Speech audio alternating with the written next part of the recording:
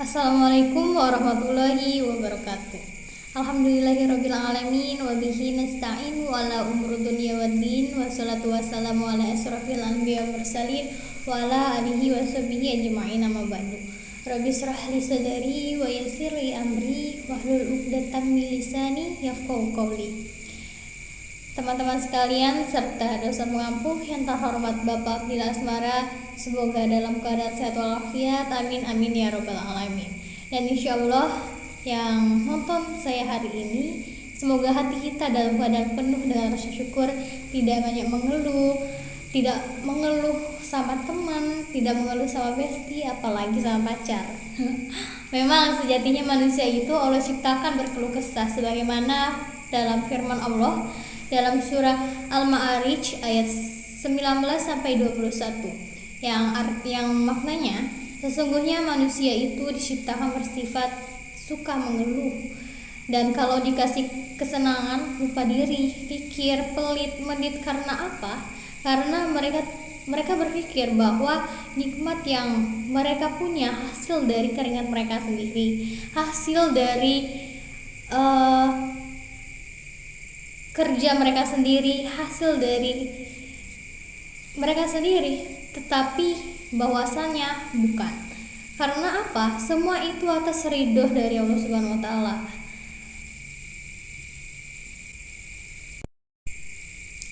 Maka dari itu Allah menciptakan semua di muka bumi itu berpasang-pasangan. Tak hanya laki-laki dan perempuan saja berpasang-pasangan, akan tetapi kalau ada kesenangan pasti ada kesusahan.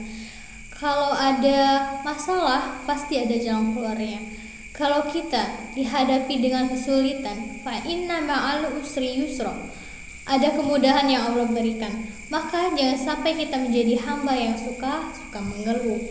Maka apa yang harus kita lakukan? Pertama, berkaca, bercermin. Kenapa?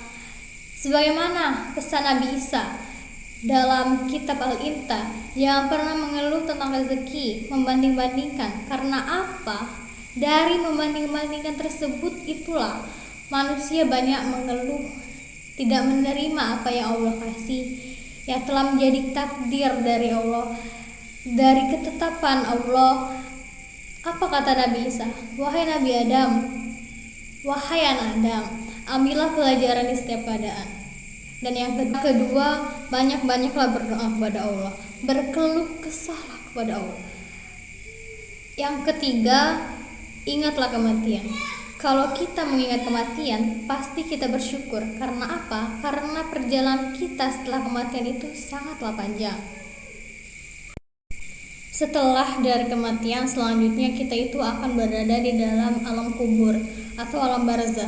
Dalam bahasa Arab, alam barzah atau alam kubur itu adalah perantara antara alam dunia dan alam akhirat.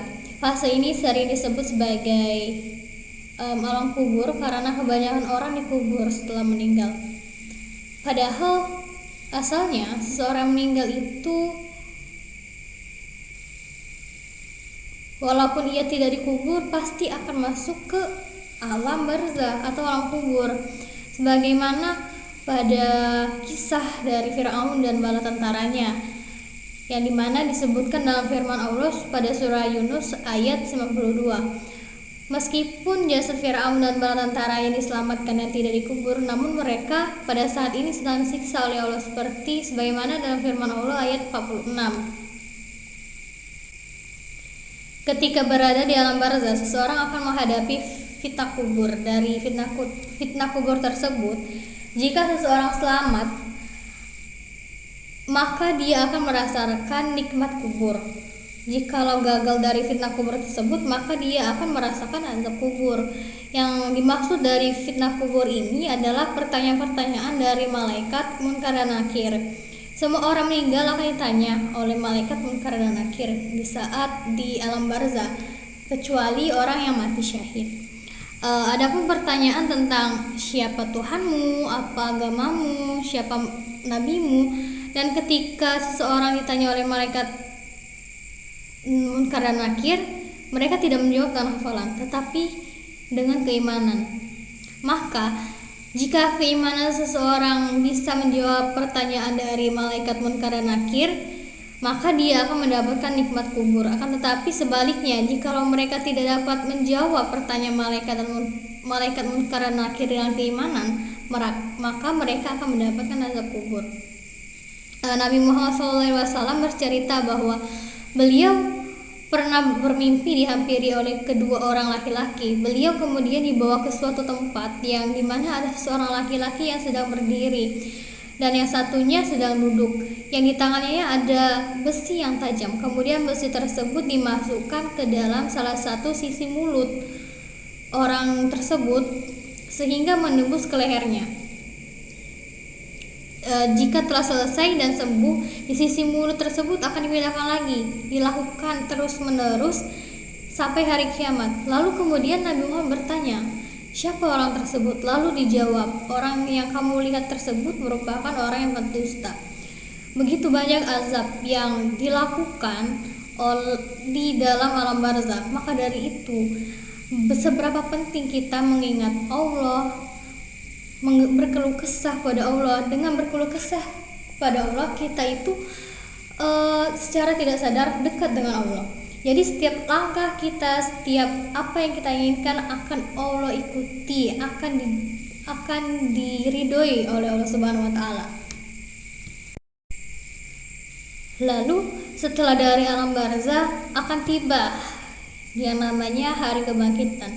Menurut para ulama, di hari kebangkitan ini ada 3 kali tiupan dari sangkakala. Tiupan pertama disebut dengan nafatul fa'az. Tiupan ini tiupan di mana malaikat Israfil yang akan mengagetkan seluruh umat manusia di muka bumi ini, bahwa akan terjadi perubahan yang sangat luar biasa di alam semesta ini sesuai dengan firman Allah pada surah An-Naml ayat 87. Dan juga Allah berfirman pada surah Al-Zalzala ayat 1 dan 2. A'udzubillahi minasyaitonirrajim. Bismillahirrahmanirrahim. Iza zulzilatil ardu zilzalaha wa ahrajatil ardu asqalaha. Yang artinya apabila bumi diguncangkan dengan guncangan yang dahsyat dan bumi telah mengeluarkan beban-beban berat yang dikandungnya. Kemudian selanjutnya tiupan yang kedua, seperti firman Allah pada surah Az-Zumar ayat 86, yang artinya ditiupkan sangkakala kedua kalinya oleh malaikat Israfil, maka matilah siapa yang di langit dan di bumi kecuali yang Allah kehendaki. Selanjutnya tiupan yang ketiga yang disebut dengan nafhatul ba'as, sebagaimana firman Allah pada surah Al-Zumar ayat 68, yang mana artinya kemudian ditiupkan sangkakala 1 kali lagi, maka tiba-tiba mereka berdiri menunggu utusan masing-masing. Inilah yang disebut dengan hari kiamat. Kemudian Allah juga menceritakan tentang kondisi manusia setelah dibangkitkan. Allah berfirman pada surah Al-Qamar ayat 7, yang mana artinya sambil menundukkan pandangan, mereka keluar dari kuburan seakan-akan mereka seperti belalang yang berterbangan. Selanjutnya, setelah dari masa tersebut, tibalah kita di padang mahsyar. Selanjutnya, pada fase padang mahsyar ini, orang-orang akan dibangkitkan dalam keadaan yang beragam kondisi. Seperti orang kafir, mereka akan berjalan di atas mukanya sendiri, dan orang mukminin, contohnya orang yang mati syahid, mati dalam keadaan perang, mereka akan dibangkitkan dengan kondisi di mana tubuh mereka itu berlumuran darah, akan tetapi aroma dari lumuran darah mereka tersebut lebih wangi daripada minyak kasturi. Masya Allah. Dan banyak lagi syafaat-syafaat yang Allah berikan di padang mahsyar. Selanjutnya, setelah dari padang mahsyar, kita akan berjalan ke telaga Nabi Muhammad, di mana di telaga tersebut hanya orang-orang yang beriman saja, orang-orang yang bertakwa saja yang dapat minum di telaga Nabi Muhammad. Setelah dari tersebut ada yang namanya tempat Al-Arad. Jadi Al-Arad, jadi seluruh manusia itu akan ditampakkan di hadapan Allah dan tidak ada tempat sembunyi. Jadi seluruh tempat tersebut tidak ada pohon, tidak ada bangunan, semua rata. Jadi semua manusia itu akan berhadapan langsung dengan Allah Subhanahu wa taala tanpa dapat bersembunyi dari hadapan Allah Subhanahu wa taala. Selanjutnya, persidangan. Di antara para hamba saat kita dalam persidangan di akhirat kelak, yang menjadi hakim itu adalah Allah. Allah yang maha mengadili. Seluruh tubuh kita akan berbicara. Seluruh tubuh kita akan menjadi saksi atas perbuatan kita di dunia. Selanjutnya al-hisab, yaitu di mana kita akan ditampakkan seluruh catatan amal ibadah kita selama di dunia secara detail oleh Allah Subhanahu wa taala. Kemudian setelah itu kita akan ke al-mizan dan ad-dumah atau kegelapan.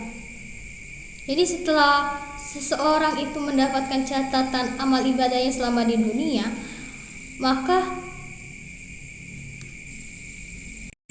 ada yang namanya al-mizan atau hari pertimbangan. Setelah itu datanglah az-zumah atau kegelapan. Tiba-tiba Allah menjadikan tempat tersebut menjadi gelap gulita. Kemudian Allah memerintahkan kepada mereka untuk melewati jembatan namanya jembatan Sirat, atau biasa kita dengar yaitu dengan kata Siratul Mustaqim. Sirat ini merupakan jembatan yang letaknya di atas neraka. Adapun hadis riwayat Muslim yang menceritakan tentang sifat-sifat dari jembatan Siratul Mustaqim, yaitu licin lagi menggelincirkan. Di atasnya ada besi-besi, pengait, dan kawat-kawat berduri.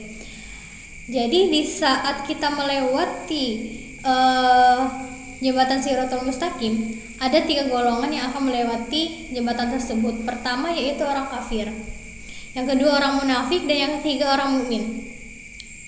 Orang kafir atau orang musyrik, ateis, penyembah berhala, dan orang lainnya yang tidak beriman kepada Allah, pada saat dia melewati Siratul Mustaqim, dia langsung jatuh ke bawah, ke neraka, langsung masuk neraka. Lalu sisalah 2, orang munafik dan orang muslim.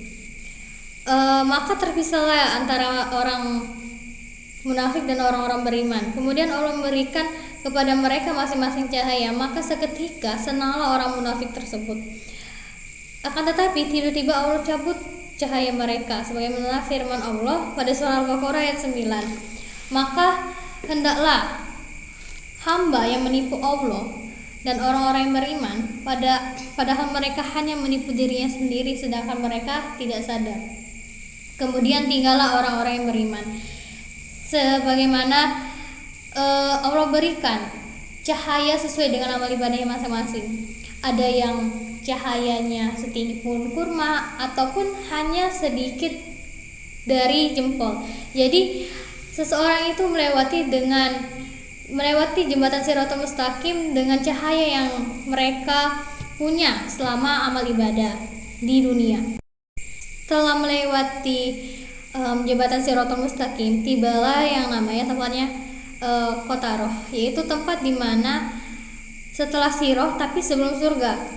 Jadi kaum muslim yang telah berhasil melewati jembatan Siratul Mustaqim akan melewati tempat ini, di mana tempat ini adalah tempat pembersih hati sebelum kita masuk ke surga.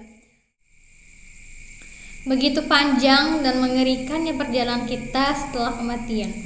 Semoga apa yang saya sampaikan pada kesempatan hari ini dapat menjadi bekal maupun pelajaran untuk kita kelak selalu mengingat Allah, berkeluh kesah dan bercerita kepada Allah.